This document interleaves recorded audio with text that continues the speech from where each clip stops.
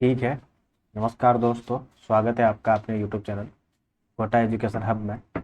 और जैसा कि आप सब जानते हैं कि कल हमने रीतिकाल को पढ़ना स्टार्ट कर दिया था।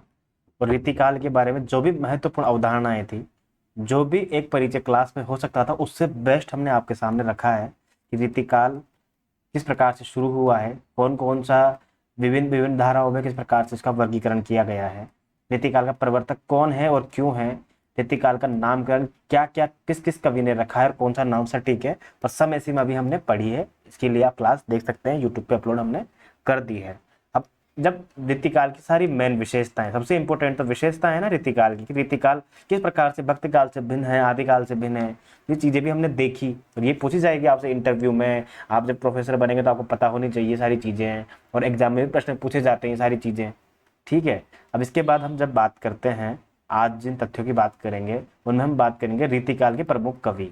और जैसा कि मैं आपको कल बता चुका हूँ कि शुक्ल जी ने रीतिकाल को 3 प्रकरण में डिवाइड किया था, जिसमें से पहले प्रकरण का नाम है सामान्य परिचय, दूसरे प्रकरण का नाम है रीति ग्रंथकार कवि, अर्थात जो रीति की बनी बनाई परिपाटी पे चलते हैं, और तीसरा है रीति के अन्य कवि, अर्थात रीतिकाल के वो कवि जो रीति की बनी बनाई परिपाटी पर नहीं चले हैं, परंतु इस समय सीमा में उन्होंने कुछ ऐसे ग्रंथ लिखे हैं जिनको जो मतलब इस समय सीमा में लिखे गए हैं। और इस सूची में वो कवि आते हैं जो कि रीतिकाल में होते हुए भी रीति मुक्त कवि कहलाते हैं, जिसमें आप बात करें नीतिकार कवि हो, चाहे वीरकार यानी कि वीर ग्रंथकार कवि हो, चाहे वो मुक्तकार जिसे कहते हैं अपन घनानंद आलम बोधा ठाकुर जैसे कवि हो, द्विजदेव जैसे कवि हो। अब हम बात करेंगे आज एक एक करके प्रमुख रीतिकाल के जो कवि है उनका विश्लेषण करते हैं। चूंकि रिवीजन क्लास है तो हम थोड़ा सा क्लास को उसी प्रकार से फास्ट और वो महत्वपूर्ण तथ्यों पर ही केंद्रित रखेंगे। और फिर भी अगर कोई डाउट आपको हो तो आप मुझे बस कमेंट कर देना, या फिर टेलीग्राम पर जिसका लिंक डिस्क्रिप्शन में है मुझे बात कर लेना, मैं आपके तथ्यों का उदाहरणों को क्लियर जरूर कर दूंगा। ठीक है। चलिए हम बात करते हैं प्रमुख रीतिकालीन कवि। पहला कवि जैसा कि सबके सामने आता है तो वो एक ही है। हालांकि हम बात कर चुके हैं कि रीतिकाल शुरू होने से पहले कौन कौन से रीतिकालीन परंपरा से जुड़े ग्रंथ थे। जैसे कि हम बात करें तो पहला ग्रंथ हमने कृपा राम की हे तरंगिणी की बात किया है, जो कि एक प्रकार का सतसई परंपरा का ग्रंथ है। साथ में हमने बरवे नायिका भेद की बात की है, रस मंजरी जो कि नंददास की उसकी बात की है। अब हम बात करते हैं रीतिकालीन कवियों की जो रीतिकाल में गिने जाते हैं। पहले कवि है हमारे पास रीतिकाल के प्रवर्तक, जिन्हें नगेंद्र ने, विश्वनाथ प्रसाद मिश्र ने और अन्य कवियों ने प्रवर्तक माना है। केशवदास 1555 में जन्म होता है, आसान है। आश्रयदाता इनके ओरछा नरेश इंद्रजीत, जो भी आसान है बिल्कुल ही। सनाढ़ ब्राह्मण थे ये, रीतिकाल के प्रथम आचार्य रहे हैं, और रीतिकाल के प्रथम अलंकारवादी आचार्य रहे हैं। रीतिकाल के प्रथम अलंकारवादी आचार्य हैं। अपने समय के प्रधान साहित्य शास्त्र के कवि हैं ये। साहित्य शास्त्र और भी होते हैं, लेकिन ये प्रधान भी हैं, प्रसिद्ध भी हैं, ख्याति प्राप्त भी हैं ये। आचार्य शुक्ल जी ने केशवदास के 7 ग्रंथ माने हैं, 7। वैसे तो अन्य कवियों ने अलग अलग माने हैं, पर ये इंपॉर्टेंट है। जो 7 जिनकी हम डिस्कशन करेंगे, जिनकी हम चर्चा करेंगे, वो 7 ग्रंथ बहुत इंपॉर्टेंट है। जैसे कि कवि प्रिया। और आज भी यकीन कीजिए, आप बड़ा से बड़ा एग्जाम हो असिस्टेंट प्रोफेसर का, या छोटा से छोटा एग्जाम हो टीजीटी पीजीटी असिस्टेंट प्रोफेसर के अलावा यूजीसी नेट का, तो उनमें भी पूछा जाता है कि निम्नलिखित में से कौन सी कृति केशवदास जी की नहीं है। तो उसमें हम बात करें तो कवि प्रिया है, कवि प्रिया है। जबकि कनुप्रिया जो रचना है, कनुप्रिया, वो धर्मवीर भारती की रचना है। धर्मवीर भारती की उत्तर आधुनिक रचना है ये, जिसमें कृष्ण और राधा के प्रेम को दिखाया गया है नए ढंग से। लेकिन कवि प्रिया जो है वो केशवदास की रचना है ये। रसिक प्रिया भी केशवदास की रचना है। रामचंद्रिका प्रबंध ग्रंथ है, किनका है ये भी? रामचंद्र शुक्ल के अनुसार, मतलब सॉरी, केशवदास जी का है, जो कि रामचंद्र शुक्ल जी ने जो गिनाई है। वीर सिंह देवचरित, यानी कि वीर सिंह देवचरित भी किनका है? शुक्ल जी के अनुसार केशवदास का। विज्ञान गीता आध्यात्मिक ग्रंथ है ये, केशवदास का। रतन बावनी और जहांगीर जस चंद्रिका, ये 7 ग्रंथ गिनाए हैं किन्होंने? रामचंद्र शुक्ल जी ने, केशवदास के। कुछ लोग नक्षिक नाम से ग्रंथ भी बताते हैं, और छंदमाला।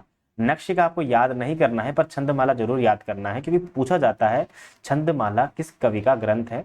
यह हो जाएगा केशवदास का। और सबसे ज्यादा बार पूछा जाने वाला ग्रंथ है इनका विज्ञान गीता, रामचंद्रिका, रसिक प्रिया और कवि प्रिया। हालांकि बहुत आसान है, तो कवि प्रिया को, सॉरी, केशवदास की सभी रचनाओं को सभी बच्चे याद कर लेते हैं, चाहे वो एवरेज हो चाहे वो इंटेलिजेंट हो। कवि प्रिया नाम से पता चलता है एक प्रकार से, कवि प्रिया जो है एक प्रकार का अलंकार ग्रंथ है। अलंकार पूछा जाता है, ये निम्नलिखित में से कौन सा अलंकार ग्रंथ नहीं है? जनरली अलंकार ग्रंथों के पीछे भूषण, भरण, यह लगा हुआ होता है, ठीक है ना। ललाम ये शब्द लगे हुए होते हैं, परंतु जहां पर नहीं लगा होता है वहां पर हमको ध्यान रखना है। कवि प्रिय एक प्रकार का अलंकार ग्रंथ है। नर्तकी राय प्रवीण को शिक्षा देने के लिए, जो एक नर्तकी थी उनके दरबार में, उसको शिक्षा देने के लिए इन्होंने ये ग्रंथ लिखा है। इसके अलावा मैं बात करूं तो इसमें एक दो पंक्तियां हैं जो फेमस है, तो पूछ ली जाती है कभी कभी कि समझे बाला बालकन वर्णन पंथ अगाध, कवि प्रिया केशव करी क्षमी कवि अपराध। बोला यार ये मैं, मेरा लेवल नहीं है कविता करने का एक प्रकार से, पर ये मैंने बालकाओं को समझाने के लिए है ना, बहुत ज्यादा अगाध वर्णन किया है, तो ये कवि प्रिया उन लोगों के लिए लिखी है, तो इसलिए मुझे क्षमा करना, मैं तो बहुत प्रकांड विद्वान हूँ। रसिक प्रिया नाम से स्पष्ट है कि रस और नायिका भेद का ग्रंथ है ये, क्योंकि मैं आपको बता चुका हूँ कल, रीतिकाल की प्रवृत्ति बता चुका हूँ, रीतिकाल में किस प्रकार के ग्रंथ लिखे जाते हैं, ये प्रवृत्तियां मैं आपको कल बता चुका हूँ। आप इससे पहले वाली क्लास देखना कि केशव दास तो प्रथम काव्यांग ग्रंथ है ये, कौन सा, रस व रसिक प्रिया, जो कि रस व नायिका भेद का ग्रंथ है। इसमें 16 चैप्टर्स हैं जिन्हें 16 प्रकाश में बांटा गया है। विज्ञान गीता में सिर्फ इतना याद रखना है कि ये एक प्रकार का आध्यात्मिक ग्रंथ है। सीधा सीधा पूछा जाता है कि निम्नलिखित में से कौन सा आध्यात्मिक ग्रंथ केशवदास का है जिसका नाम है विज्ञान गीता, सीधा सीधा पूछा जाएगा आपसे। रामचंद्र का बहुत इंपॉर्टेंट ग्रंथ है ये, प्रबंध ग्रंथ है, ठीक है। प्रबंध ग्रंथ और मुक्तक ग्रंथ दो प्रकार की रचनाएं होती है। वैसे तो रीतिकाल में मुक्तक रचनाओं की प्रधानता अधिक रही है, मुक्तक रचनाओं की, लेकिन प्रबंध प्रकार की रचनाएं भी लिखी गई है, चाहे संख्या में कम हो। तुलसीदास ने भाका कवि कहा था। भाका कवि मतलब, अबे ये तो छोटा मोटा कवि है, भाषा का कवि है, संस्कृत का एक प्रकार से कहे तो, मतलब हिंदी का कवि नहीं है। हिंदी मतलब जो नॉर्मल भाषा जो होती है ना उस टाइम की, जो संस्कृत निष्ठ या तत्सम प्रधान जिसे कह सकते हैं अवधि, उसके कवि नहीं है। तब जब भाका कवि कहा इनको, तब इसमें एक रात में इन्होंने रामचंद्रिका की रचना की थी। 39 प्रकार से इसमें 39 चैप्टर है, ठीक है ना। ये एक महाकाव्य है, ये महाकाव्य है। चूंकि मैंने आपको बताया ना प्रबंध काव्य में दो भेद होते हैं, महाकाव्य और खंड काव्य, और चूंकि जब भगवान श्री राम का पूरा जीवन चरित्र लिखा है तो राम महाकाव्य होगा ना, किसी एक खंड का वर्णन करेंगे तो खंड काव्य होगा। अब जाहिर सी बात है, जो तुलसीदास तो अपने समय के हैं, उनसे लड़ाई हो गई, तो तुलसीदास की रामचरितमानस को आधार बनाएंगे या वाल्मीकि रामायण को? वाल्मीकि रामायण को इन्होंने आधार बनाया। साथ में उसी टाइम पे हृदय राम का एक रचना थी हनुमान नाटक, और प्राणचंद चौहान की एक रचना थी रामायण महानाटक, प्राणचंद चौहान की, इसको भी आधार बनाया, ठीक है ना। रामायण महानाटक इसके है प्राणचंद चौहान, हनुमान नाटक इसके है हृदय राम की, और वाल्मीकि रामायण को आधार बनाकर 39 ग्रंथ 39 प्रकाश में इन्होंने एक रचना लिखी रामचंद्रिका। कहा जाता है, बोला रामचंद्रिका के संवाद इतने फेमस हो गए कि रामचरितमानस से भी ज्यादा। आप रामलीला जब देखोगे तो रामलीला में कभी भी अवधि के पद नहीं बोले जाते रामचरितमानस के, बल्कि रामचंद्रिका के। इसलिए संवादों के रूप में सबसे प्रधान रचना कौन सी मानी गई है? रामचंद्रिका। छंदों का अजायब घर कहा है इसको रामस्वरूप चतुर्वेदी ने। जबकि फुटकल कविताओं का संग्रह कहा है पीताम्बर दत्त बड़तवाल ने। पीताम्बर दत्तवाल पहले डीलिट थे, पहले डीलिट को पीएचडी कहा जाता था, मतलब पीएचडी को पहले डीलिट ही कहा जाता था, ये याद रखना आप। पीताम्बर दत्त बड़तवाल ने फुटकल कविताओं का संग्रह कहा है। देखो केशवदास के अंदर क्या क्या खूबियां थी जो तुलसी में भी नहीं मिलती। राजनीति दाव पेच में पारंगत कवि, क्योंकि राजा के दरबार में स्वयं रहते थे, चीजों को लाइव देखते थे ये, ठीक है ना, इसलिए राजनीति में पारंगत है ये प्रकार से, राजनीति दाव पेच में। इसलिए जाहिर सी बात है, जो भी दरबारी दृश्य रहे होंगे रावण के दरबार में अंगद का आना, तो उनमें बहुत बेहतरीन तरीके से वर्णन किया होगा। तुलसीदास भी उतने बेहतरीन तरीके से नहीं कर सके होंगे। दरबारी जीवन का सजीव चित्रण क्योंकि खुद रहते थे, और नाटकीयता और बिंब धर्मिता की अभिव्यक्ति यहाँ पर मिलती है किनके काव्य में? केशवदास के काव्य में, वो भी रामचंद्रिका में। शुक्ल जी कहते हैं कि वैसे तो सर्वप्रथम देव ने कठिन काव्य का प्रेत केशवदास को देव ने कहा है, ठीक है ना। सर्वप्रथम तो कठिन काव्य का प्रेत केशवदास को देव ने कह दिया, परंतु शुक्ल जी ने भी इसका समर्थन भी किया है और कहा है भाई साहब संस्कृत का पांडित्यपूर्ण प्रदर्शन कर रहा है ना, ठीक है ना। तभी तो कहते हैं कि भाका बहता नीर, है ना, संस्कृत भाका कूप जल, भाका बहता नीर, इस प्रकार से एक पंक्तियां हैं, वो छोड़ो बाद में बताऊंगा। संस्कृत का पांडित्यपूर्ण दर्शन करते हैं, प्रदर्शन करते हैं वो, और आलिंग का अलंकारिकता के प्रति दुराग्रह। अब एक होता है कि आप कविता खुद कर रहे हो और आपकी भाषा में सहज ही आ रहा है, क्या रवि हुआ अस्त ज्योति के पत्र पर, अमर लिखा रह गया राम रावण का पराजय समर, सत्य विस्तृत, क्या पंक्ति थी यार, शेर विस्तृत, क्या पंक्ति थी बताना एक बार मुझे। सत्य विस्तृत विद्रुत शर क्षिप्र प्रखर वेग प्रखर, शतशैल संवरण नील स्वर, नील नव गर्जित स्वर, प्रतिपल परिवर्तित व्यू, भेद कौशल समो, राक्षस विरुद्ध प्रत्युह, क्रुद्ध कपि विषम हु। आगे और भी पंक्तियां राम की शक्ति पूजा की। अब ये देखो सहज यहाँ पे आ रहा है एक प्रकार से, जानबूझ के क्लिष्ट वर्ड नहीं डाले। अब आप कविता लिख रहे हो, जानबूझ के डाल रहे हो कि जो भी आप समझ सकते हो एक प्रकार से, तो वो मिलता था यहाँ पे संस्कृत के प्रति पांडित्यपूर्ण प्रदर्शन और आलंकारिकता के प्रति दुराग्रह मिलता था किनकी रचनाओं में, केशवदास की रचना में। इसीलिए लोग कहते हैं कि केशवदास को कवि हृदय नहीं मिला था। किसने कहा है ये? रामचंद्र शुक्ल जी ने कहा है अपने इतिहास में कि उनमें वह सहृदयता और भावुकता न थी जो एक कवि में होनी चाहिए। वे संस्कृत साहित्य से सामग्री लेकर अपने पांडित्य और रचना कौशल की धाक जमाना चाहते थे। महत्वपूर्ण पंक्तियां ये शुक्ल जी ने कही है केशवदास के बारे में। केशव केवल उक्ति वैचित्र्य और शब्द क्रीड़ा के प्रेमी थे। बोला बस इनको तो अच्छे अच्छे शब्द ले लो और उनसे खेल कर रचना कर दो। जीवन के नाना गंभीर और मार्मिक पक्षों पर उनकी दृष्टि नहीं थी कि कैसे एक मार्मिक पक्ष और गंभीर दृश्य के लिए कैसे कैसे शब्द चुनने चाहिए, ये दृष्टि उनके पास नहीं थी। वे मुक्तक रचना के ही उपयुक्त थे, प्रबंध रचना उनके बस की बात नहीं है। ये भी शुक्ल जी ने कहा है केशवदास के बारे में। केशवदास की कुछ महत्वपूर्ण पंक्तियां हैं जो आपके एग्जाम में हर बार पूछी जाती है। सबसे ज्यादा पंक्तियां पूछी जाती है ये वाली कि भाषा बोल न जानिए जिनके कुल के दास, तीन भाषा कविता करी जड़मति केशवदास। वेरी इंपॉर्टेंट पंक्तियां हैं ये, याद रखना आप। भाषा बोल न जानिए, ठीक है ना।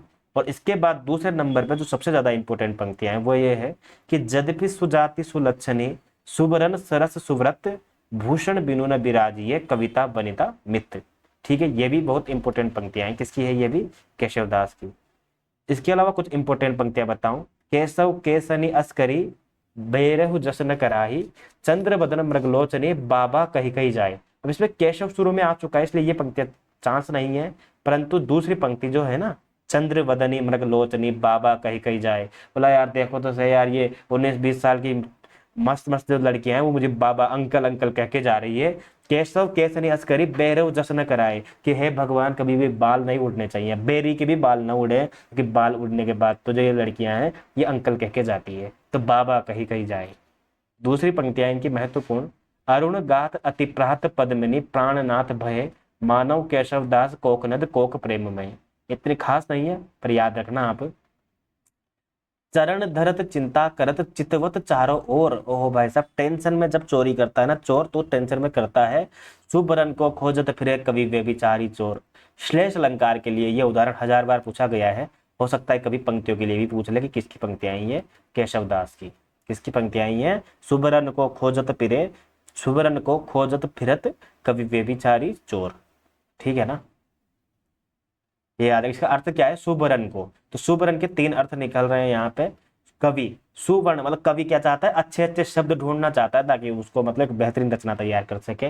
व्यभिचारी क्या चाहता है? सुवर्ण को एक प्रकार से मतलब एक अच्छी महिला को, देखा जाए सुवर्ण गोरे रंग की महिला को ढूंढना चाहता है। और चोर क्या चाहता है? सुवर्ण का तात्पर्य हो जाएगा स्वर्ण, सोने को ढूंढना चाहता है ताकि सोना मिल जाए। अब देखो नाभादास ने भी केशवदास के बारे में उक्ति कही है जो उन्होंने सूरदास के लिए भी कही और तुलसी के संदर्भ में भी, कि सूर सूर तुलसी शशि। सूरदास तो सूर्य है, तुलसीदास चंद्रमा है। उड़गन केशवदास अब के कवि। खद्योत मतलब होता है अपना ये होता है ना अपना जो जुगनू।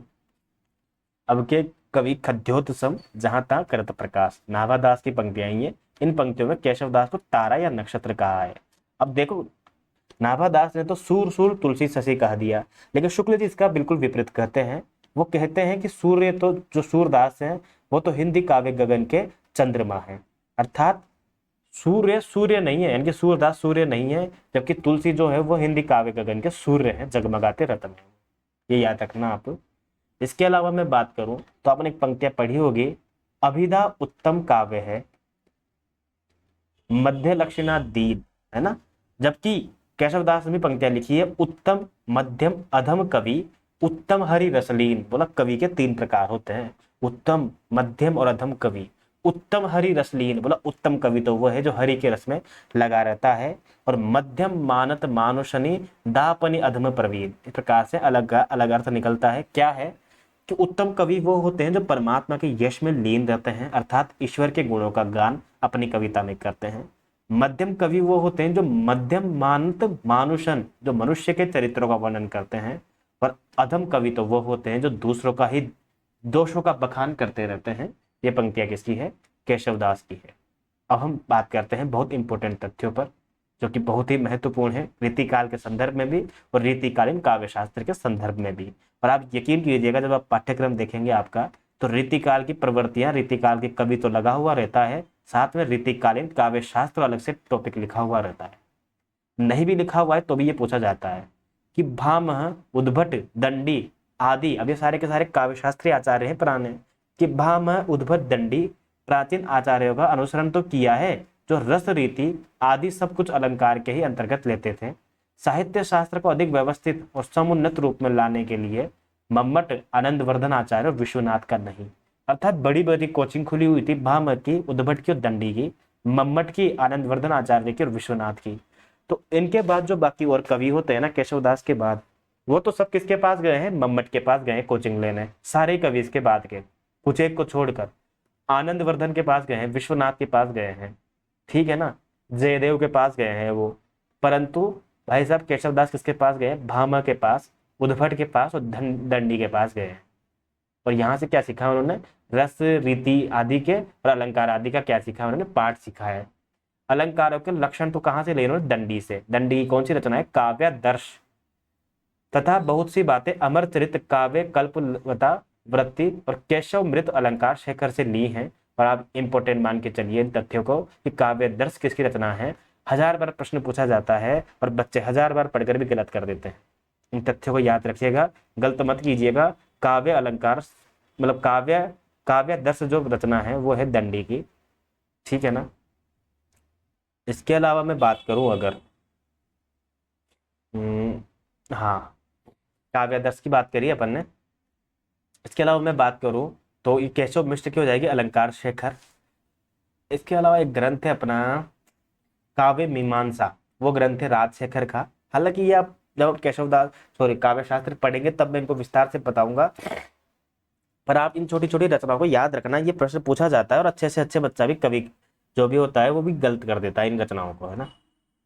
अब देखो क्या होता है ना कि पर जो केशव के बाद जो क्या चले, हिंदी में लक्षण ग्रंथों की जो परंपरा चली थी 40-50 साल के बाद, 60 साल के बाद, वो परंपरा केशव के मार्ग पे नहीं चली। यानी कि केशव ने जहां से कोचिंग करी है वहां से वो नहीं पढ़े हैं। उन्होंने रस अलंकार के लिए उन रचनाओं का सहारा नहीं लिया है जिन रचनाओं का सहारा केशवदास ने लिया है, बल्कि काव्य के स्वरूप में तो, संबंध में तो वह रस की प्रधानता मानने वाले काव्य प्रकाश और साहित्य दर्पण के पक्ष पर रही है। अर्थात काव्य प्रकाश लिखी है मम्मट ने और साहित्य दर्पण लिखी है विश्वनाथ ने, ठीक है ना। और अलंकारों के निरूपण के लिए, रस के लिए तो वो चले गए काव्य प्रकाश और साहित्य दर्पण के पास, लेकिन अलंकारों के लिए कोचिंग गए हैं वो जयदेव के चंद्रालोक के पास और कुवलयानंद किसकी? अप्पय दीक्षित के कुवलयानंद के पास अनुसरण किया है, ठीक है ना। विवाद और आदि 2 नए संचारी भाव भी केशवदास ने माने हैं और प्रेम अलंकार नाम के एक नए अलंकार की भी चर्चा की है। हालांकि शुक्ल जी ने इनको खारिज कर दिया है। केशवदास इतने बुरे भी नहीं है जितने शुक्ल जी ने इनको बताया है, ठीक है। केशवदास एक बहुत ही बेहतरीन जानकार संस्कृत के पांडित्य यानी कि पंडित कवि थे। वो देखा जाए तो रामचंद्रिका जो उन्होंने लिखी है और उसके साथ जो अन्य ग्रंथ है उनका एक बहुत बड़ा योगदान है हिंदी साहित्य पर। रामचंद्रिका के जो संवाद है, रामचंद्रिका की जो बहुत सारी ऐसी बातें हैं जो आज भी रामलीलाओं में एक महत्वपूर्ण स्थान रखती है, ठीक है ना। याद रखिएगा, ये हमने पढ़ा केशवदास को, रचनाएं सारी याद रखना आप कौन कौन सी महत्वपूर्ण है और कहाँ कहाँ से कोचिंग ली है। इसके बाद हम पढ़ते हैं 1555 में हमने पढ़ा केशवदास और 1589। हालांकि केशवदास और सेनापति को शुक्ल जी तो फुटकल कवियों में पढ़ा देते हैं, ठीक है ना, जबकि हम रीतिकाल में पढ़ते हैं इनको। 1589 प्रसिद्ध राम भक्त कवि है ये, ठीक है ना, खुद कहते हैं ये, वैसे भी बताऊंगा मैं क्या कहते हैं। और ऋतु वर्णन के लिए सबसे प्रसिद्ध रीतिकालीन कवि कौन है? सेनापति है। कान्य कुब्ज ब्राह्मण है ये। कवित रत्नाकर और काव्य कल्पद्रुम इंपोर्टेंट है भाई साहब, याद रखना। कवित रत्नाकर में 5 चैप्टर है और राम के पद है ये, ठीक है ना, राम के पद है 5 चैप्टर्स में। और काव्य कल्पद्रुम में प्रकृति का सूक्ष्म क्या किया हुआ है। कल्प मतलब एक वैसे भी कल्प होता है ना, पेड़ होता है, एक सेकंड, कल्प वृक्ष वैसे भी एक प्रकार का पेड़ होता है ना, तो आप याद रखना ये एक प्रकार से प्रकृति का सूक्ष्म वर्णन किसमें किया है? काव्य कल्पद्रुम में। प्रिय अलंकार इनका पहले नंबर पर श्लेष है, दूसरे नंबर पर यमक है। कुछ पंक्तियां इनकी ये रही कि बाली को सपूत कपि कुल परहूत, रघुवीर जु को दूत भरी रूप विकराल को। ये पंक्तियां पूछी जाती है कि बाली को सपूत यानी कि जो अंगद है उसका दृश्य यहाँ पर बताया गया है इन पंक्तियों में सेनापति के द्वारा। बहुत महत्वपूर्ण पंक्तियां, याद जरूर रखना। तीसरे नंबर पे हम पढ़ते हैं 1595 में बिहारी को। ठीक है ना, चाहे तो हम चिंतामणि को पढ़ सकते हैं, परंतु हम क्रम से पढ़ेंगे और वो भी इंपोर्टेंट तथ्य है, क्योंकि चिंतामणि को हमने पढ़ा हुआ है, जब शुक्ल जी पढ़ी है तब हम सिर्फ रिवीजन कर रहे हैं, महत्वपूर्ण चीजें पढ़ेंगे। हालांकि पढ़ेंगे चिंतामणि को भी, पर पहले बिहारी को। बिहारी न केवल रीतिकालीन कविता के श्रेष्ठ कवि हैं, अपितु हिंदी साहित्य में भी अपना एक बहुत ही महत्वपूर्ण स्थान रखते हैं। बिहारी के महत्वपूर्ण स्थान के पीछे क्या मुख्य कारण है? पहली बात तो यह है कि जब शुक्ल जी ने स्वयं कहा है कि रीतिकाल का काव्य अब इस समय तक पूर्ण प्रौढ़ता पर पहुंच चुका था, अर्थात जब रीतिकाल का काव्य पूर्ण प्रौढ़ता पर पहुंच चुका है तो बिहारी पूर्ण प्रौढ़ कवि हुए नहीं हुए, पहला तो ये कारण हो गया।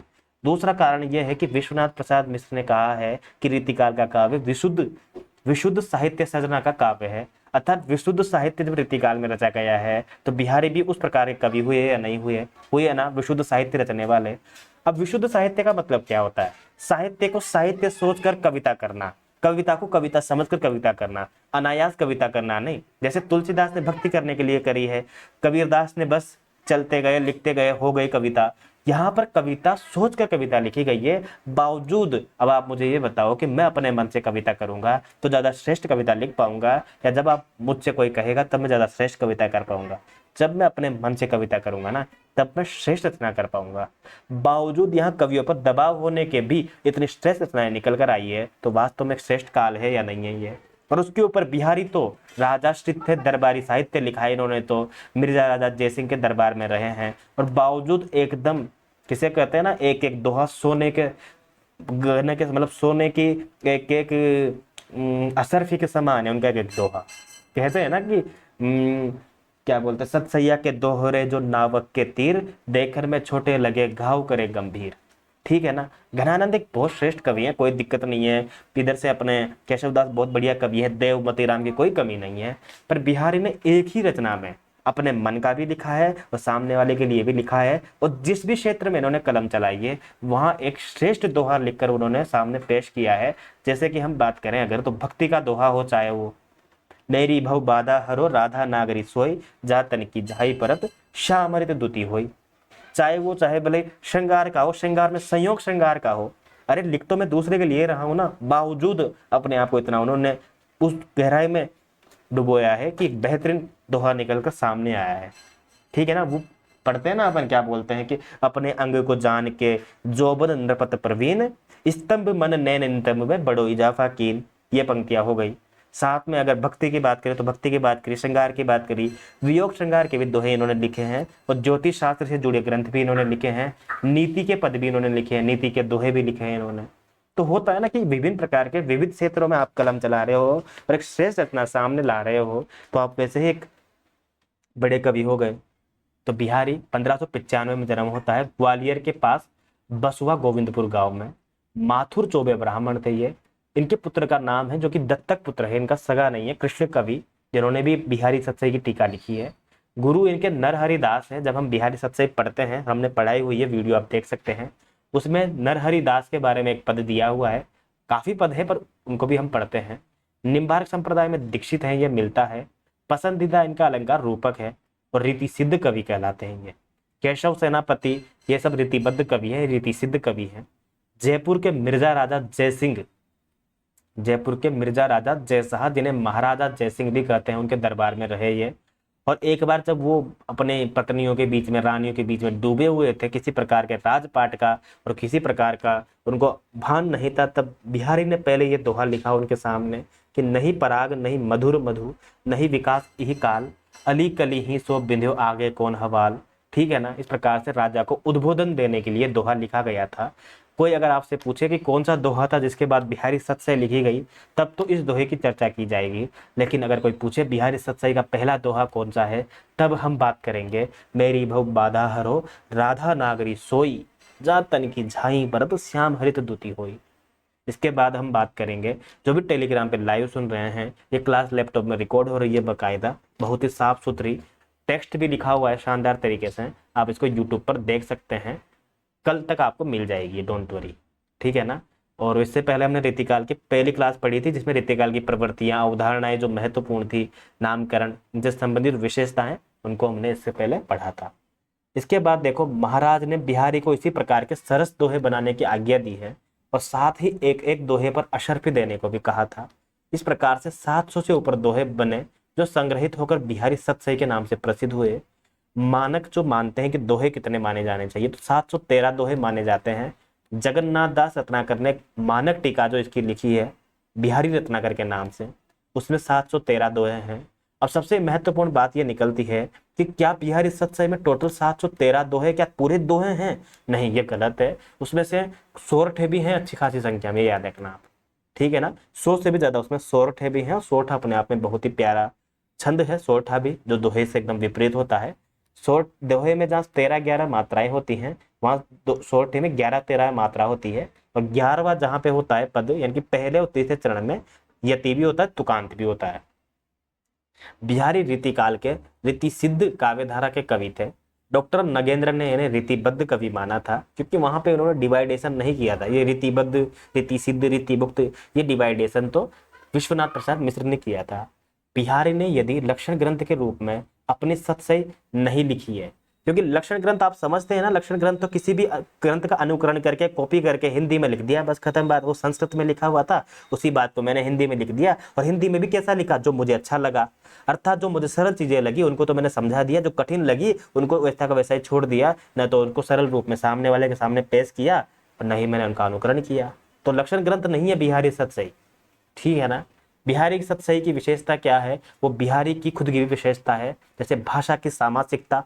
दोहा अपने आप में इतना प्यारा दोहा है, इतना छंद है कि उसमें सामासिकता के बिना तो आप बात कह ही नहीं सकते। जब कान्हा राधा मिले कहीं दिनों के बाद, मुख दोनों के मौन थे, नैन करे संवाद।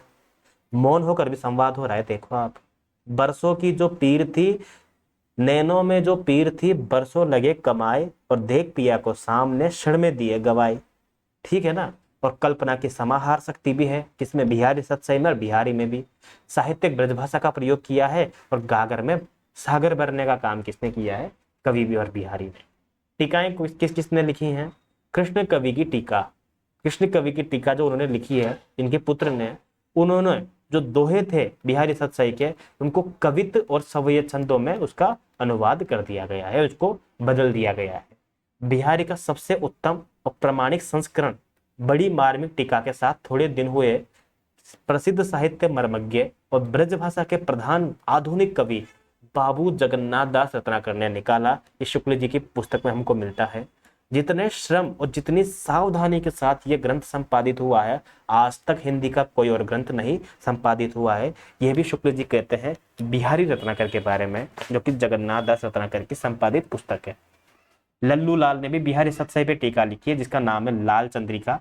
अंबिका दत्त व्यास, जिन्हें हम पढ़ते हैं भारतेंदु युग के कवियों में, उन्होंने भी टीका लिखी है बिहारी विहार के नाम से। सूरती मिश्र के नाम, सूरती मिश्र ने लिखी है अमर चंद्रिका। ये अमर चंद्रिका 1000 बार एग्जाम में पूछी गई है, आगे भी पूछी जाएगी, याद रखिएगा किसकी रचना है ये? सूरती मिश्र की। पंडित आनंदी लाल ने भी लिखी है। भारतेंदु मिश्र जी ने, भारतेंदु हरिश्चंद्र ने स्वयं अनुवाद किया है बिहारी सतसई का, कुंडलिया छंद में अनुवाद किया है, मतलब टीका लिखी है, कुंडलिया छंद में उसको कन्वर्ट कर दिया है। अन्य टीकाकारों में हम लाला भगवान दीन का नाम लेते हैं, ज्वाला दत्त मिश्र का लेते हैं, पदम सिंह शर्मा का भी नाम लेते हैं। पदम सिंह शर्मा ने बिहारी पे अच्छा काम किया, ऐसी बात नहीं है, ठीक है ना। इसके अलावा हम बात करते हैं कि बिहारी के बहुत सारे दोहे आर्या सप्तशती और गाथा सप्तशती की छाया लेकर बने हैं, ऐसा शुक्ल जी कहते हैं। आर्या सप्तशती और गाथा सप्तशती की छाया लेकर बने हैं, सटीक। बस यही लाइन जो है ना, असिस्टेंट प्रोफेसर में एग्जाम में पूछी गई है, और इससे पहले भी कई सारे एग्जाम में पूछी जा चुकी है, ठीक है ना। तो आप याद रखना, ये पंक्तियां किसकी है? शुक्ल जी की है। और शुक्ल जी का जब इतिहास ग्रंथ पढ़ते हैं उसमें ये पंक्तियां हम पढ़ते हैं। इसके अलावा रसिकों की टीका, रसिकों की टीका या रसिकों की गीता किसने कहा है? हजारे प्रसाद द्विवेदी ने कहा है। रसिकों की टीका या रसिकों की गीता भी कहते हैं बिहारी सतसई को। सतसैया के दोहरे जो नावक के तीर, देखर में छोटे लगे घाव करे गंभीर। कि एक जब बहेलिया होता है ना शिकारी, वो जो छोटे छोटे तीर लेके जाता है बांस से बने हुए, जब करने जाता है, क्योंकि वो जंगल में रहता आदिवासी, वो तीर थोड़े लेके आएगा, वो एकदम शार्प टाइप से शिव जी वाले, जैसे राम जी वाले है ना, युद्ध वाले, महाभारत वाले, वो लेके जाएगा छोटे छोटे बांस से बने हुए तीर। लेकिन वो इतने गहरे लगते हैं जब चुभते हैं तो, कि मतलब आदमी के प्राण निकल जाते हैं, जानवर वहीं का वहीं विलकने लगता है। तो वही कहने का अर्थ है कि देखने में छोटे छोटे दोहे हैं, इनके अर्थ में उतरोगे तो आपके एक एक घंटा कम पड़ जाएगा एक एक दोहे के लिए। जगन्नाथ दास रत्नाकर भी खुद कहते हैं, क्या कहते हैं, जिन्होंने टीका लिखी है, भांति भांति रचना सरस, देव गिरा जो व्यास, क्यों भाषा सब कविन में विमल बिहारी दास। फिर बिहारी जो है विमल खाते थे, आप तो ये याद रखो, अगर ऐसी पंक्ति आ जाए तो याद रखना कि जगन्नाथ दास रत्नाकर ने क्या कहा है, विमल बिहारी दास की भांति भांति रचना सरस, देव गिरा जो व्यास, क्यों भाषा सब कविन में विमल बिहारी दास, के सब कवियों में जो है बिहारी कितने शालीन सुंदर सटीक कवि है, सरल कवि है। आचार्य शुक्ल जी कहते हैं कि बिहारी सतसाई का एक एक दोहा हिंदी साहित्य का रत्न माना जाता है। ये बिहारी सतसाई के लिए कहा है। जॉर्ज ग्रियर्सन बात करेंगे भारत के बाहर की, यूरोप की, अर्थात यूरोप में बिहारी सतसाई के समक्ष कोई दूसरी रचना है ही नहीं ना। पद्म सिंह शर्मा कहते हैं बिहारी सतसाई की भूमिका जो उनकी रचना है, बिहारी सतसाई की भूमिका नाम से एक पुस्तक है, किसकी है ये, पद्म सिंह शर्मा की।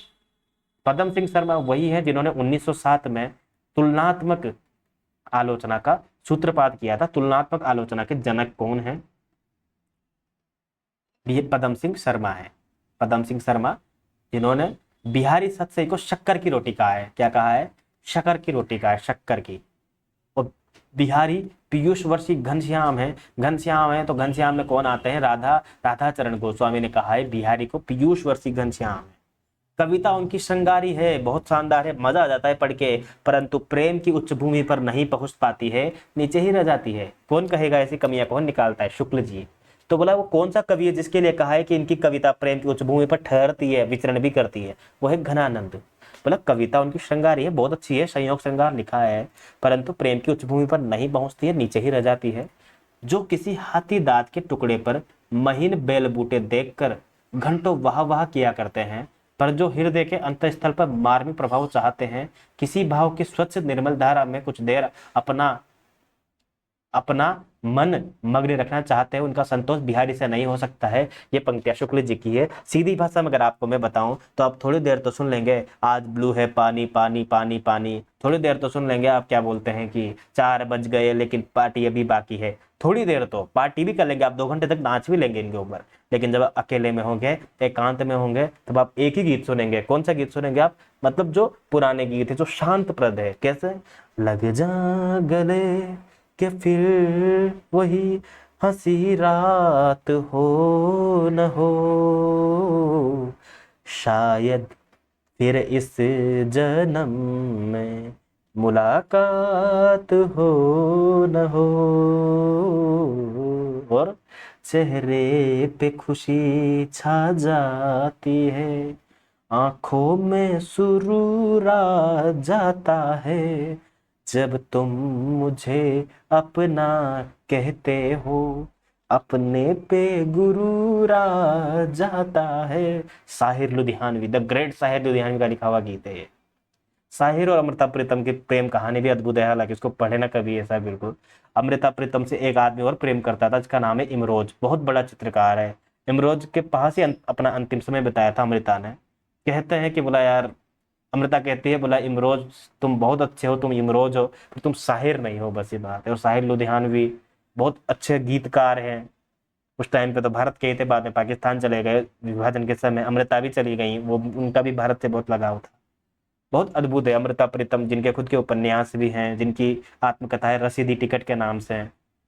अमृता प्रीतम जिनका एक पिंजर नाम से एक उपन्यास है, जो मूवी भी बन चुकी है उनके ऊपर। गदर जो फिल्म है वो अमृता प्रीतम पर, उनकी रचना पर आधारित है। इसके बाद हम बात करते हैं अपने गदर पे आ जाते हैं, वरना गदर मच जाएगा रीतिकाल पे। तो कहने का तात्पर्य यही कि हाथी के दांत के टुकड़े पर महीन बैल बूटे देखकर तो वाह वाह किया करते हैं हम, कि एकदम सुंदर रचना पढ़कर तो मजा आ जाता है क्या। पर अगर आप मार्मिक प्रभाव चाहते हैं ना, तो आप बिहारी की रचना को संतोष नहीं पा सकते हैं, है ना।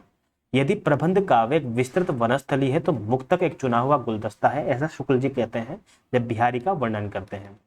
बोला प्रबंध काव्य तो पूरा का पूरा बगीचा है, लेकिन एक सुंदर फूल किसे कहो, सुंदर चुना हुआ गुलदस्ता कहते हैं ना उस फूल में से, वो कौन सा है, वो बिहारी सतसाई है, बिहारी का काव्य है वो। अब महत्वपूर्ण पंक्तियां वैसे तो खूब है, आपने पढ़ी होगी। मेरी बहू बाधा हरो, बिहारी सत्साई का प्रथम दोहा है, याद रखना आप। बिहारी सत्साई में संपूर्ण दोहे नहीं है, कुछ छोटा छंद भी है। श्रृंगार के साथ साथ इसमें भक्ति और नीति के भी दोहे मिलते हैं, याद रखना आप, दोहे मिलते हैं। बिहारी सत्साई में भक्ति, नीति और श्रृंगार की त्रिवेणी प्रभावित होती है। नायिका के हाव भावों का सूक्ष्म वर्णन किया है उन्होंने, परंतु प्रेम के सूक्ष्म और वायव्य चित्रण की अभिव्यक्ति नहीं मिलती है। देखो, हाव भाव का सूक्ष्म वर्णन करना अलग बात होती है, लेकिन प्रेम का सूक्ष्म वर्णन करना और वायव्य चित्रण करना, यह अभिव्यक्ति बिहारी के काव्य में नहीं मिलती है। इसके अलावा अगर हम बात करें तो कहाँ मिलती है, घनानंद के काव्य में मिलती है वो चीजें। आचार्य विश्वनाथ ने कुछ पुस्तकें लिखी हैं, जैसे कि बिहारी की वाग विभूति और बिहारी नाम से। ये पुस्तकें किसकी हैं? आचार्य विश्वनाथ की। इंपोर्टेंट है, याद रखना। बिहारी की वाग विभूति सीधी सीधी पूछी जाती है बहुत बार। पद्म सिंह शर्मा ने लिखी है बिहारी सत्सई की भूमिका। बिहारी और देव, जब पद्म सिंह शर्मा ने तुलनात्मक आलोचना का प्रतिपादन किया था, तब अलग अलग लोग तुलना करके रचना करते थे। तब जो लाला भगवान दीन थे, उन्होंने रचना करी थी बिहारी और देव के नाम से, जिसमें बिहारी को बड़ा कवि घोषित किया था। जबकि कृष्ण बिहारी मिश्र, जिनके खुद में बिहारी आ रहा है, इन्होंने देव और बिहारी नाम से रचना लिखी है, जिन्होंने देव को बड़ा कवि घोषित किया है। कृष्ण बिहारी मिश्र में बाद में बिहारी आ रहा है, तो देव और बिहारी भी बाद में बिहारी लगेगा, याद रखना, बहुत इंपॉर्टेंट है ये। 1000 बार पूछी गई ये दोनों रचनाएं हैं, और आगे भी 1,00,000 बार पूछी जाएगी। पंक्तियां देखो आप। बतरस लालच लाल की मुरलीधरी लुकाएं, सोह करे बोहनी हंसे देन कहे नट जाए। मतलब बातों के रसीले कृष्ण की मुरली जो है गोपियों ने चुरा ली है, लुका ली है, छुपा ली है। सोह करे, कसम खा रही है, अरे तेरी कसम यार नहीं है हमारे पास, तो बोहनी हंसे, और आंखों ही आंखों में एक दूसरे की तरफ देख के हंस रही है। देन कहे नट जाए, बोला दे दे यार। कृष्ण कहता है, बोलती है नहीं है भाई, नहीं है, ऐसा है बिल्कुल। ललन चलन सुनि पलन में, असुआ झल के आई, भई लखाए न सखिन हूँ झूठे ही जमुहाई। ये पंक्तियां भी किनकी है? ये हमने जब बिहारी सत्सई पढ़ी थी, वहां इसका अर्थ बता रखा है मैंने ये। और नेकी दई अनाकनी फीकी परी गुहार, तजो मनो तारण विरुद्ध बारन बारन तार। बोला बस अब तो आपने एक बार वो गजराज को तार कर, तारने वाले की उपाधि तार दी क्या भगवान? ये बताओ, आप मुझे तार ही नहीं रहे साहब, बिल्कुल। नीकी दई अनाकनी, मेरी तो बात को आप सुनते ही नहीं हो। जम करी मुंह तरहरी पर्यो, इंपोर्टेंट इतने है नहीं, लेकिन आप याद रखना कभी आ जाए तो। इत आवती चली जात उत चली 6-7 तक आथ, चली हिंडोरे सी रही लगी उसासन साथ। मतलब इतनी दुबली पतली हो गई है एकदम जो नायिका है, कि एक बार जब सांस लेती है ना, तो सांस लेते तो अंदर ले गया ना, तो पीछे चली जाती है 6-7 हाथ, और छोड़ती है तो 6-7 हाथ आगे चली जाती है। हिंडोरे के जैसी हो गई है, एक प्रकार से पेंडुलम के जैसी, वो है ना, झूला झूलते हैं ना, वैसे हो गई है। दृग उर्जत टूटम कुटुम, जुरत चतुर चित प्रीति, परति गांठ दुर्जन ही है दई नहीं है रीति। अब दृग उर्जत टूटत कुटुम, अब ये पंक्तियां रूपक अलंकार की है, ये बहुत बार पूछी जाती है अलंकार के संदर्भ में, पर कभी बाई चांस पूछ ले तो लगा देना ये किसकी पंक्तियां हैं, ये बिहारी की। तंत्री नाद कवित रस सरस राग रति रंग, अन बूढ़े बूढ़े तिरेजे बूढ़े सब अंग। मतलब प्रेम करना हो, कविता करनी हो, काम करना हो, प्रेम करना हो, म्यूजिक सीखना हो, कविता सीखनी हो, गीत सीखना हो, सब में डूबना पड़ेगा। अगर कोई एक अंग के साथ डूबेगा तो वो डूब जाएगा, और जो सब अंगों को लेकर डूब जाएगा पूरी तरीके से, वही पार लग पाएगा।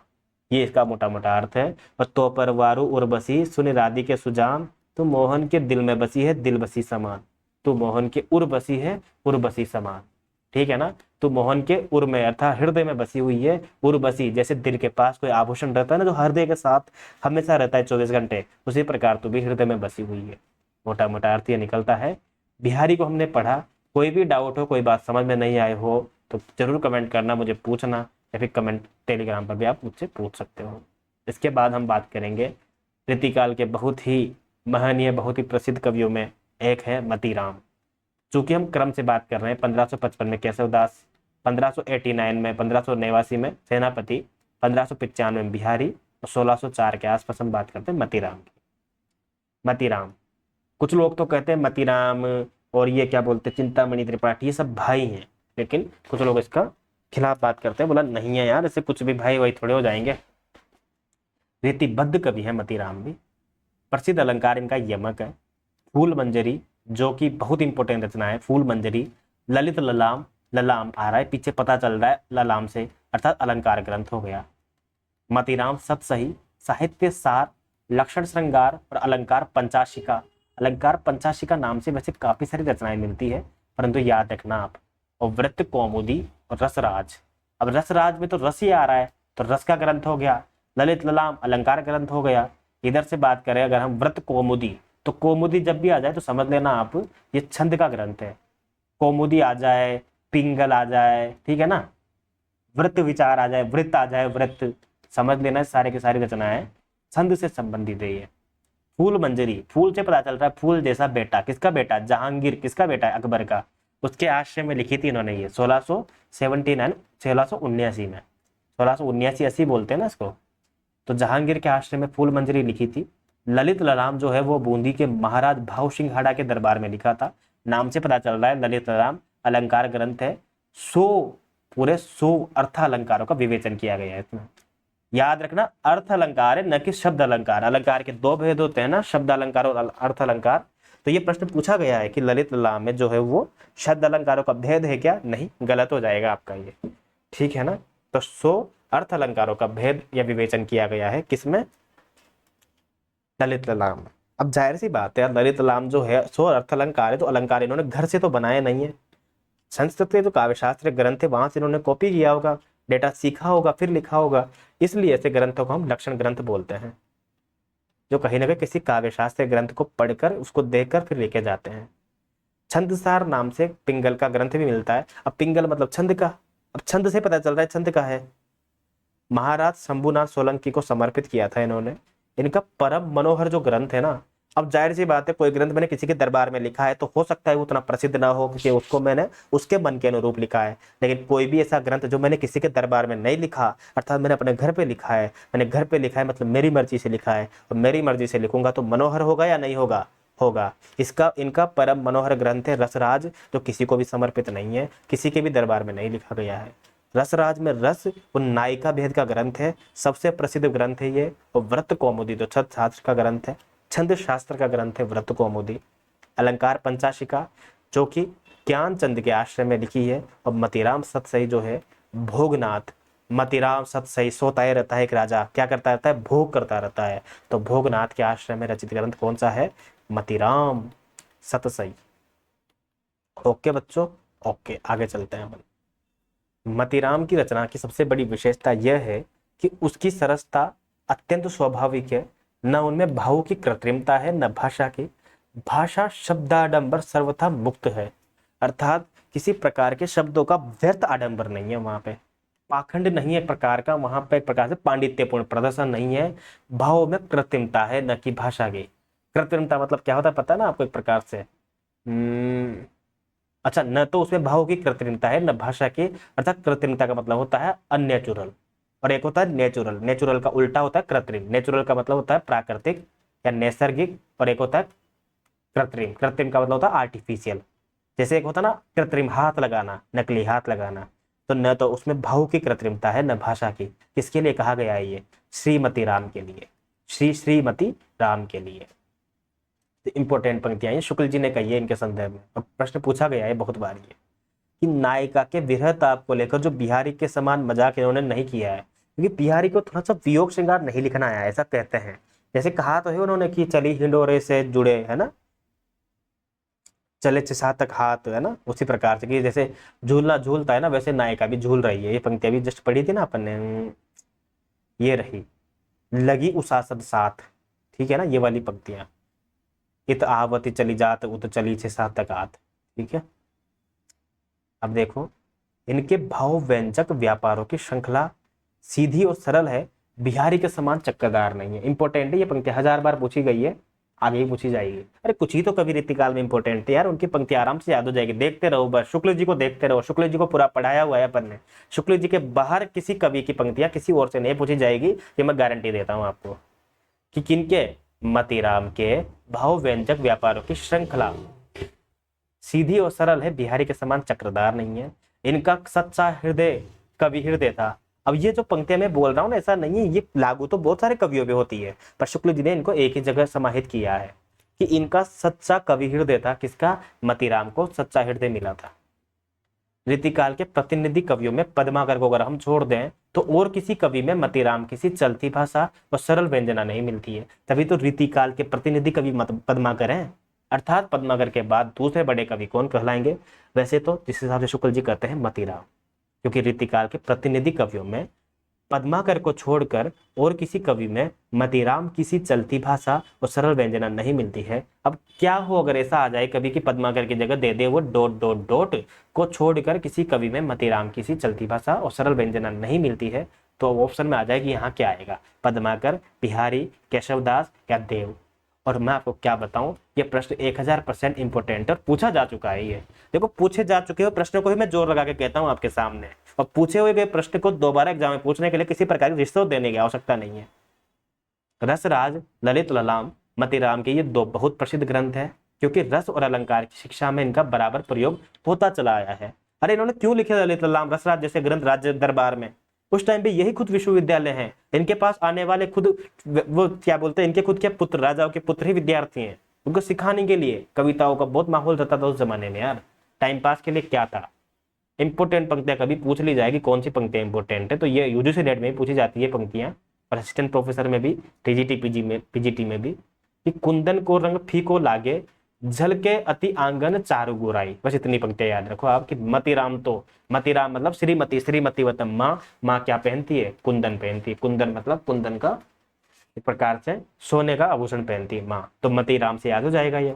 और ज्यो ज्यो निहारियर नेरे हुए, नैननी त्यों त्यों खरी निकरे सी निकाई। अब ये पंक्तियां हालांकि इसी छंद की है ये, पर हो सकता है कभी कुंदन का ना पूछे, कभी ये वाला पूछ ले, इसलिए याद रखना कि जो जो निहारिय नहरे हवे नैननी, मतलब जितना नैनों से मैं निहारता हूं ना उतना ही शानदार निकल के आता है इसका रूप। मतीराम की पंक्ति आई है, ठीक है। अब हम पढ़ेंगे इसके बाद केशवदास के बाद, मतलब सॉरी केशवदास या मतीराम के बाद भूषण को पढ़ेंगे हम। सबसे पहले केशवदास को पढ़ा 1555 में, फिर 1589 में हमने पढ़ा सेनापति को, 1595 में हमने पढ़ा बिहारी को, 1604 में हमने पढ़ा किसको? मतीराम को। अब 1613 में हम पढ़ेंगे भूषण को। ये क्रम से भी याद करवा दिया। देखो अब आप, भूषण 1613 में पैदा हुए, रीतिबद्ध कवि हैं भूषण भी। सिर्फ बिहारी अब तक हमने पढ़े जो रीति सिद्ध कवि थे। चित्रकूट के जो राजा थे, सोलंकी राजा रुद्र ने इन्हें कवि भूषण की उपाधि दी थी, ऐसा शुक्ल जी कहते हैं, ठीक है। राजा रुद्र ने रीतिकाल के भीतर, आपको पता है ना कि रीतिकाल के भीतर किसकी प्रवृत्ति अधिक है? श्रृंगारिकता की पद्धति। और मैंने कहा था ना कि दरबारी साहित्य जो है वो उसकी प्रवृत्ति गौण है, यानी कि राजाश्रित, यानी कि राज प्रशस्ति, राजाओं का वर्णन की जो प्रवृत्ति है वो है पर कम है वो, लेकिन श्रृंगार इसकी प्रधानता रही है। पर भूषण ने जिन दो नायकों की कृति को अपने वीर काव्य का विषय बनाया है वे अन्याय दमन में तत्पर हिंदू धर्म के रक्षक, अन्याय दमन में तत्पर हिंदू धर्म के रक्षक और दो इतिहास प्रसिद्ध वीर थे। उनके प्रति भक्ति और सम्मान की प्रतिष्ठा हिंदू जनता के हृदय में उस समय भी थी और आज भी बनी रही, आगे भी बढ़ती गई। इसी से वे भूषण के वीर रस के उद्गार सारी जनता के हृदय की संपत्ति हुए। अर्थात भूषण ने अगर किसी दो कवियों की वीर प्रशस्ति का गुणगान किया है तो ऐसे ही नहीं किया गया है कि उनमें कोई महानता नहीं थी। उनकी महानता गुणगान आज भी किया जा रहा है। शिवाजी महाराज का नाम आज भी बड़े अदब के साथ लिया जाता है, ठीक है ना। अतः भूषण में राष्ट्रीय एकता अर्थात वो पूरे राष्ट्र को एक साथ समझने में विश्वास करते थे, राष्ट्रीय चेतना में विश्वास करते थे, राष्ट्रवाद में विश्वास करते थे। अतः पहली बार हमको रीतिकाल में राष्ट्रीय चेतना, राष्ट्रवाद की प्रधानता कहाँ मिलती है, वीररस की प्रधानता कहाँ मिलती है? भूषण के काव्य में मिलती है।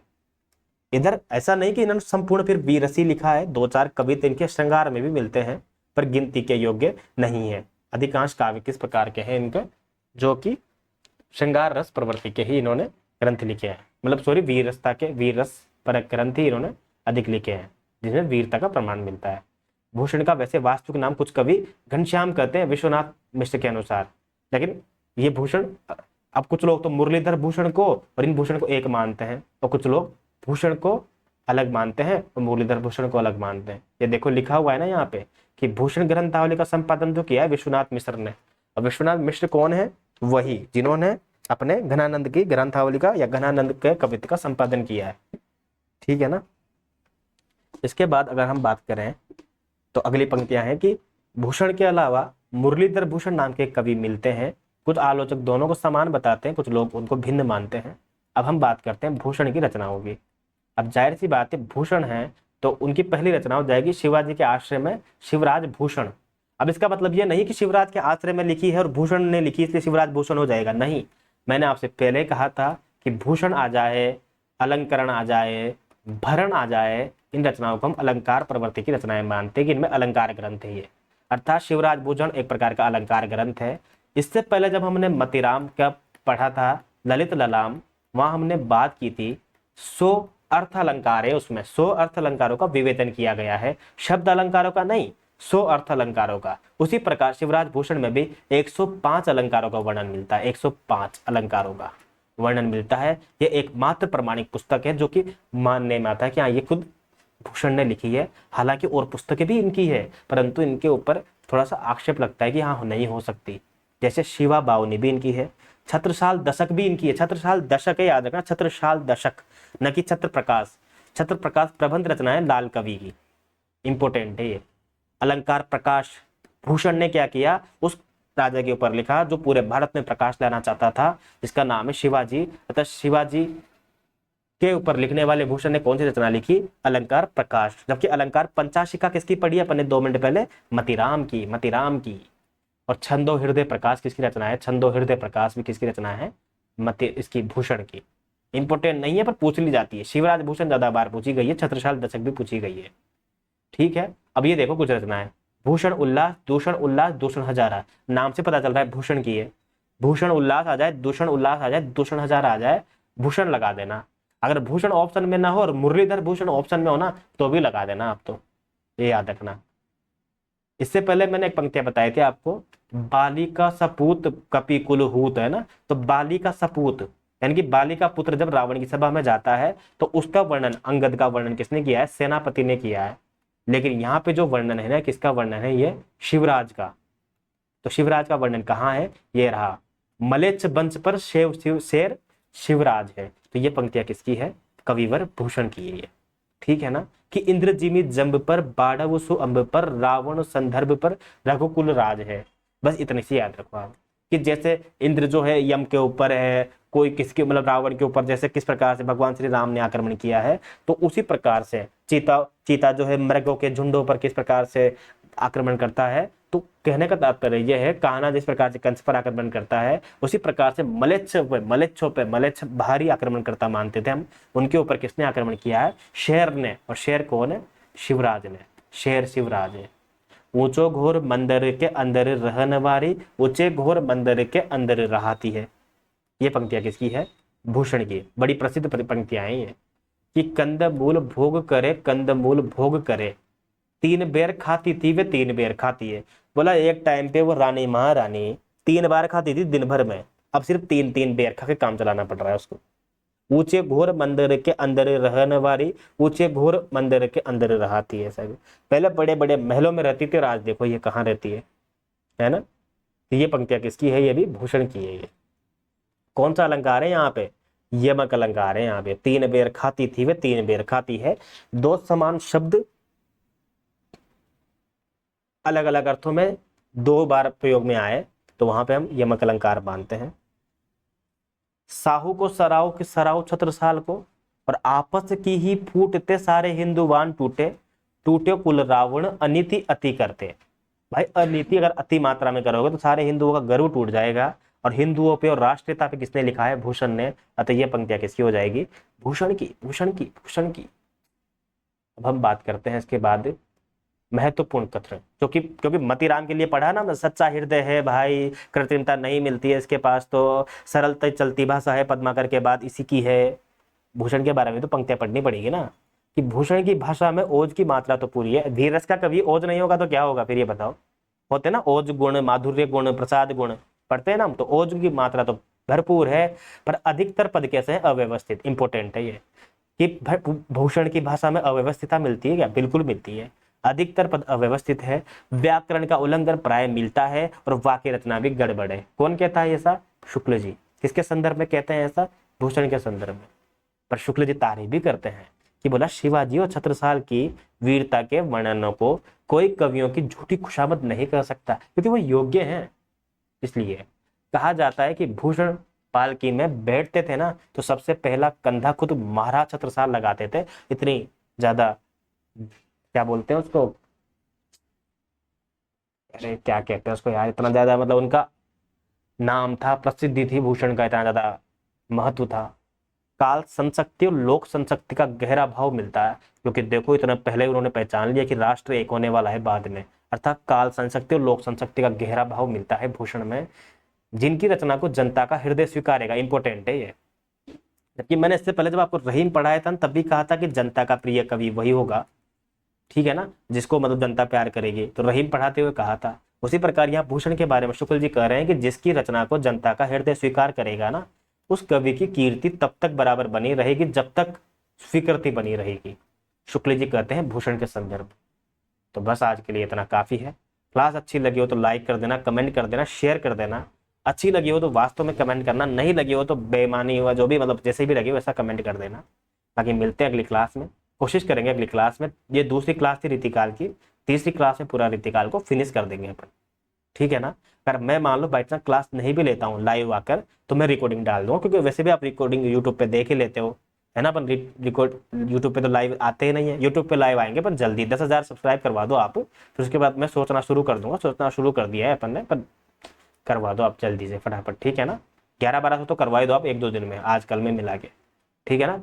फर्क पड़ता है यार, क्योंकि फ्री में कंटेंट मिलना और वो भी व्यवस्थित कंटेंट मिलना, वो भी एग्जैक्ट वैसा कंटेंट मिलना जो एग्जाम के योग्य हो।